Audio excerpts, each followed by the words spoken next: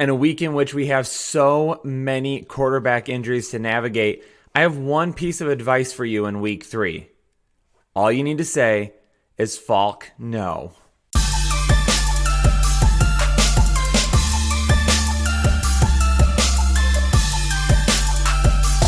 Hey, what's going on, Headliner Nation? Kyle coming to you from the Draft.com studios with Week 3 quarterback start and sits here on the Fantasy Headliners.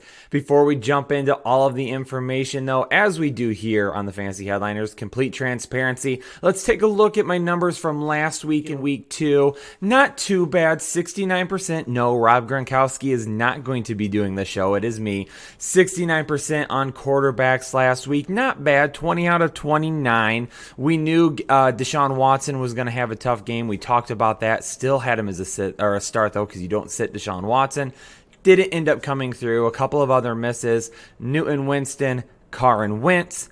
But hits Dalton, Garoppolo, Prescott, Jackson, and Stafford. And again, we count a hit to somebody who scores at least 18 points for quarterbacks. Anyone under 18 points is considered a miss. So we're holding ourselves to very high standards here on the Fantasy Headliners because we want to make sure that we're getting all the information as accurate as possible. So let's jump into week 3 and let's work on that percentage a little bit. Let's get back up into the 70s. We're going to do that this week. Headliner Nation, here we go. Week 3, quarterbacks start and sit. All right, Thursday night football never is a great game. Every once in a while we get a good one, but typically it's a little bit of a snooze fest, a lot of defensive plays, some sloppy play, and Thursday night in Jacksonville. Not going to buy into either of these quarterbacks this week, Gardner Minshew or Marcus Mariota. Both of these defenses, especially Tennessee. Tennessee has a really good defense. Jacksonville could play better. As of right now, we don't know what's happening with Jalen Ramsey. Is he going to be traded? Is he going to remain in Jacksonville?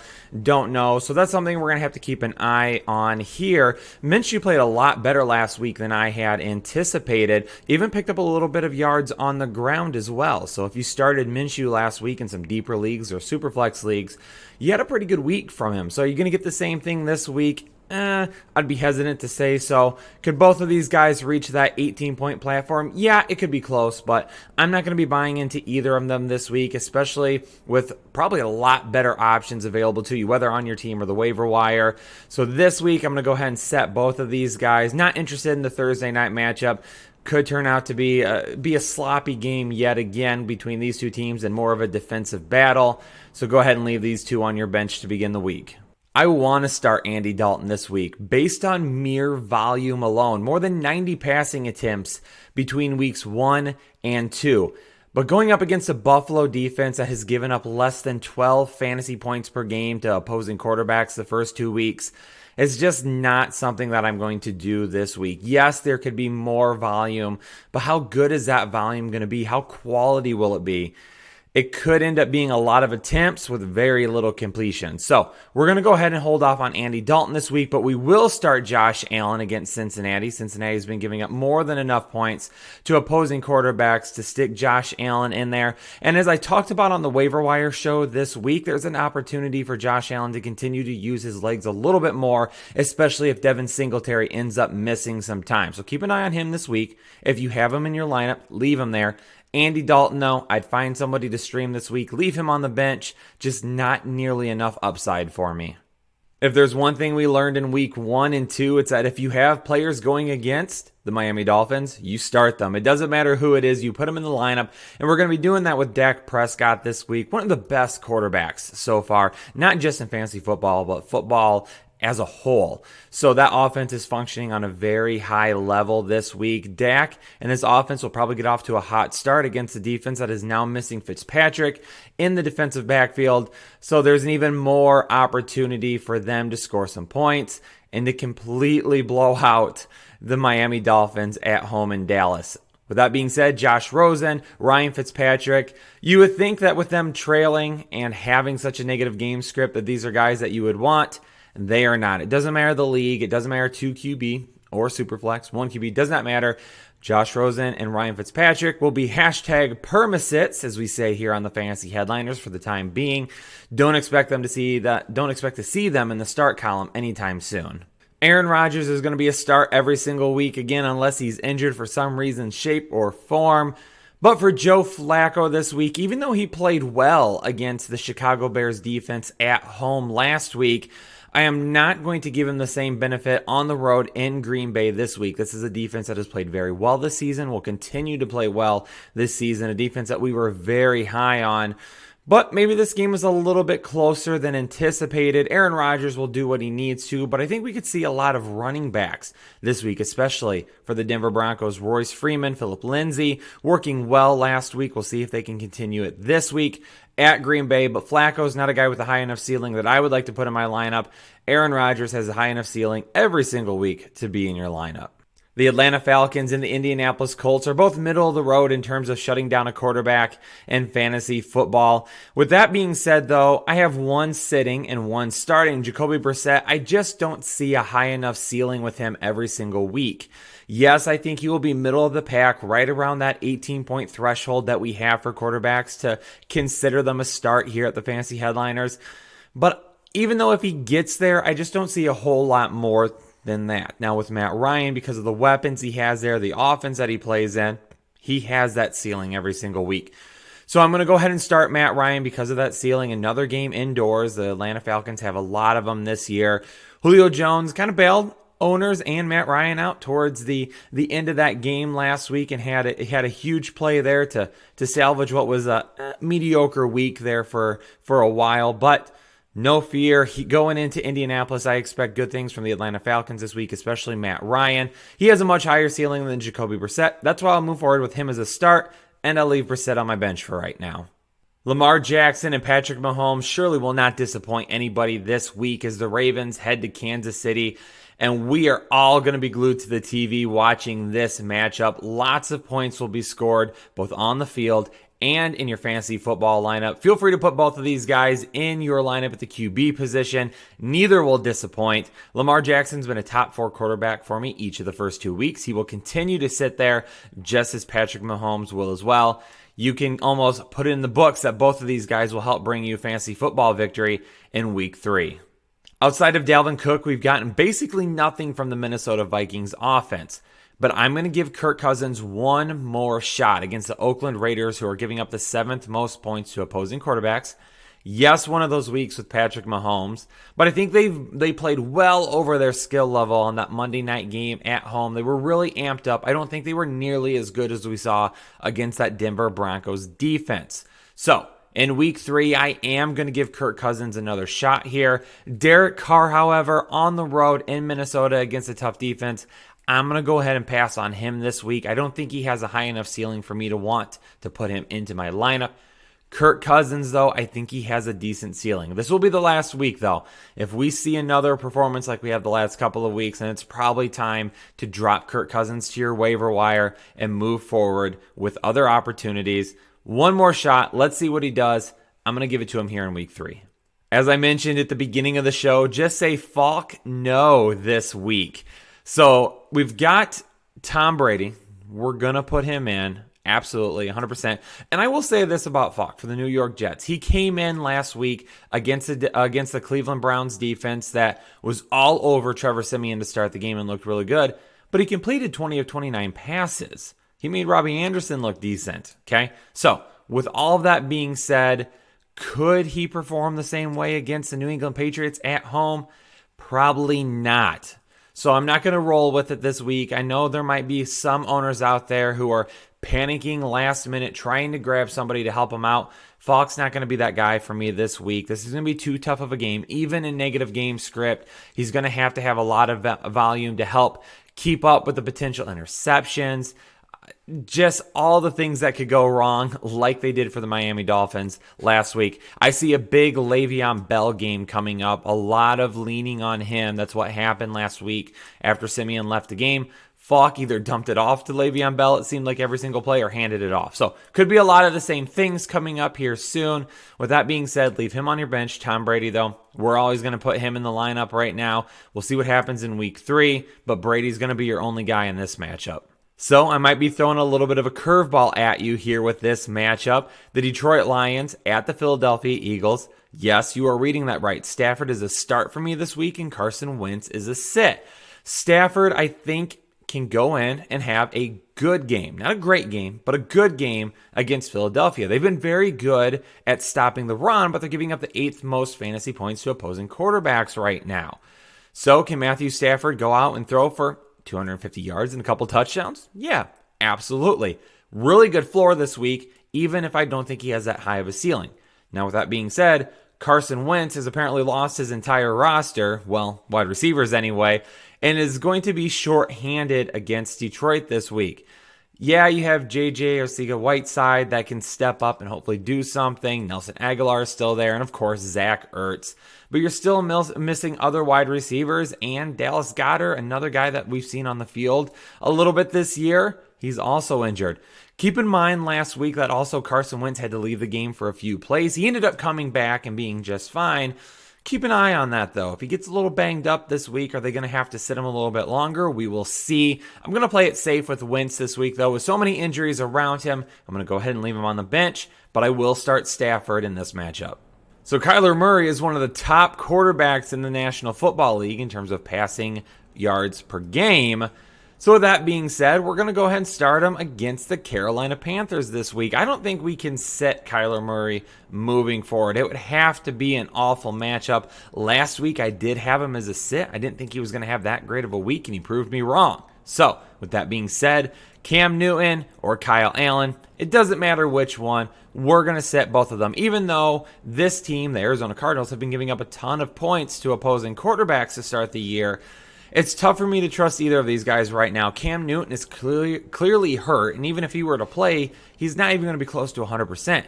Kyle Allen is going to have to come off the bench, and even a really good matchup. Are you really going to take him and stream him this week? I think you can find better players to stream, better quarterbacks to stream on your waiver wire, so go ahead and skip Allen this week and look for potential opportunities elsewhere. Good matchup. I'm just not going to trust it. The New York Giants defense are giving up the 3rd most fantasy points per game to opposing quarterbacks right now. So we are definitely giving Jameis Winston another shot this week. I know a lot of people are frustrated. Winston hasn't looked great. Mike Evans hasn't looked great. Obviously, O.J. Howard has basically been nowhere to be seen to begin the year.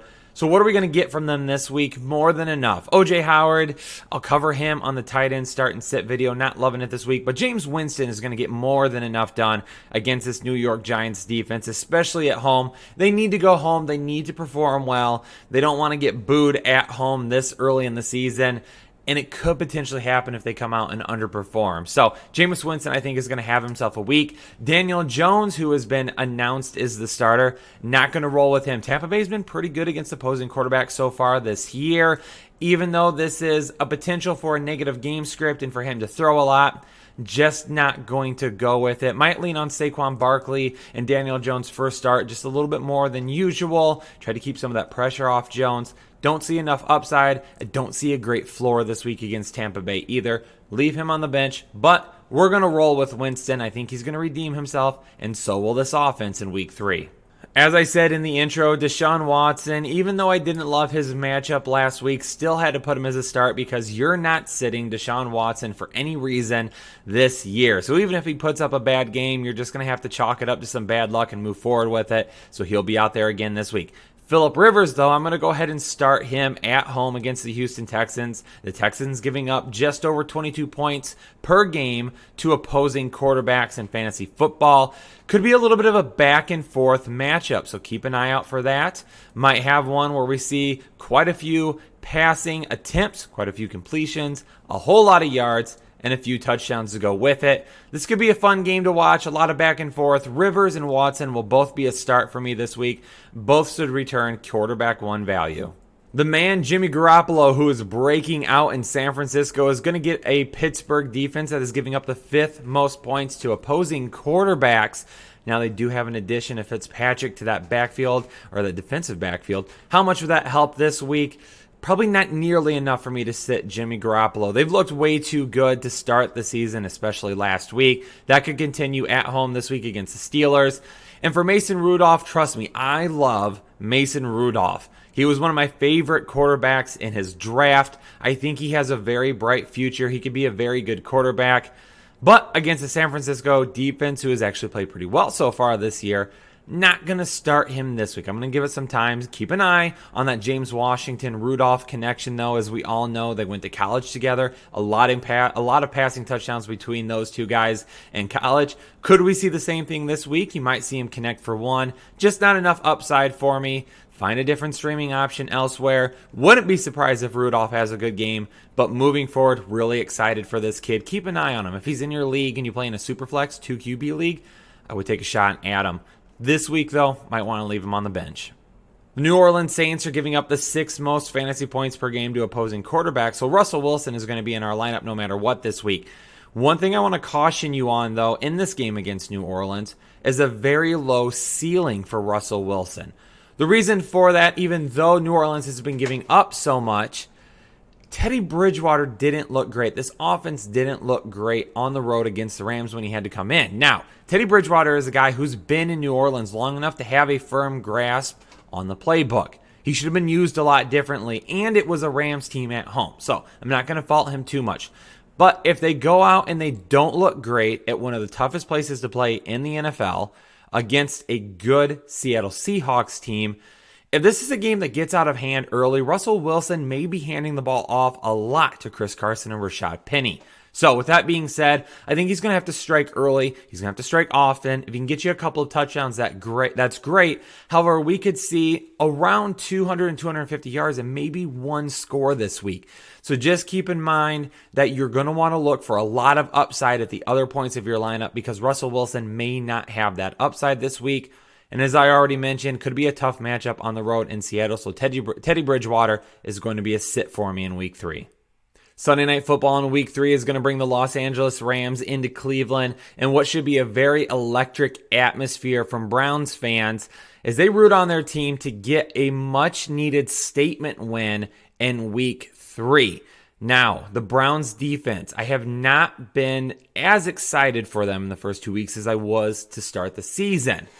Now, they haven't been bad. The pass rush has been very good, but they've had a lot of penalties, and they haven't looked great at times.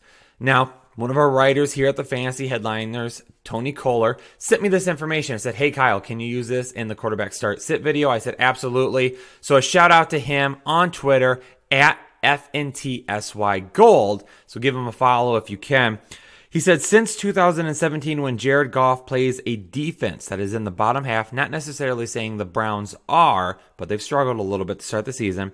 He's 16-1, averaging 35.8 points per game, 275 yards, 2.4 touchdowns, under 1 interception per game, and a passer rating of 110.4. Now, this is a Browns defense that did let Falk, as we talked about, go 20 for 29, 200 yards in a game against them. That's not what you want to see. So at home on Sunday night, they're going to have to pick it up. I think they can, but it's still enough for me to say Jared Goff could be a top, not the top option, but a top option this week. Now, Baker Mayfield, it took me a while to get myself to start him. Don't love this matchup, and I don't love the offensive line from the Cleveland Browns facing that defensive line from the Los Angeles Rams. Baker Mayfield could be running a lot this week. The one thing that they are going to have to do for Mayfield to be successful is they're going to have to run a lot of plays that allow Mayfield to get the ball out of his hands quick. That's what they're going to need to do. If they can do that, then that can open up the run game, and that can open up some passes down the field and hopefully alleviate some of that pressure that we've seen him face the first couple of weeks. A lot of balls being batted down in his face, but the reason for that is because he's not getting a ton of time to throw. So we need to get the ball out quicker. They need to get rolling. This team is going to be on track. I still think they're going to be fine. However, I think this could be a very tough matchup. I'm going to put Baker Mayfield as a start this week. I don't feel great about it, however. If you have him, unless you have a start or unless you have a quarterback that you could start with much higher upside, I'm still going to run with Mayfield this week. Keep an eye out for my quarterback rankings video, though. I'll talk a little bit more about what quarterbacks you could see over him. But for now, Goff and Mayfield are both going to be a start on Sunday Night Football. Last matchup of the week, Mitchell Trubisky and Case Keenum, Chicago at Washington. And originally in this game, I had both quarterbacks as a sit. However, Washington is giving up 26.3 points, the fourth most to opposing quarterbacks. So I think this is one of those weeks. We talked about Mitchell Trubisky. I don't love him, okay? I see a lot of inconsistencies in his game. But the one thing that we've seen from him, especially last year, is he has those opportunities where he blows up and he has a really huge game. That could happen this week against Washington. So if you own him, I will be starting him because I think he has a really high ceiling this week. We'll see what happens, but I am all in on Mitchell Trubisky this week. I don't say that very often, but we're going to say that here in week 3. With Case Keenum, I keep wanting to start him. I keep wanting to put him out there. But this is a really tough matchup. Yes, Chicago didn't look great against the Denver Broncos last week, but that's okay. I think they bounce back this week. Not loving the Keenum start. Again, don't think he has a high enough ceiling. I've said that for a few quarterbacks this week. I don't love their ceilings this week, so it's not enough for me to put them in my lineup. So, Mitchell Trubisky will run with him against a team that's been giving up a lot of points to opposing quarterbacks. Case Keenum, even though he's been playing very well, we're going to skip him for another week unless you really don't have any better opportunities. There you have it. Quarterback start and sit week 3 in the books. If you have any questions, as always, leave comments below. I know a lot of them have seemed to go unanswered recently, but we have been receiving thousands of comments per video. Jake and I are already so busy putting out all of this content to try and help answer all those questions. It's been really difficult for us to get to all of them. We've hired some of our writers to jump in and start helping with them as well. Jake and I jump in there in our free time, which is little to none right now, and also try to answer those. So if you have any start-sit questions, continue to check out these videos. Check out the rankings videos as well. But just know we'll continue to answer as many questions as possible. As always, though, we really appreciate it if you can hit the like button on this video. And if you have not subscribed to the Fantasy Headliners yet, I highly recommend you do so. I promise you will not be disappointed in that decision. Thanks so much for checking out this episode of the Fantasy Headliners. I'll check you out on the next episode, everybody. Have a great one. We'll see you later.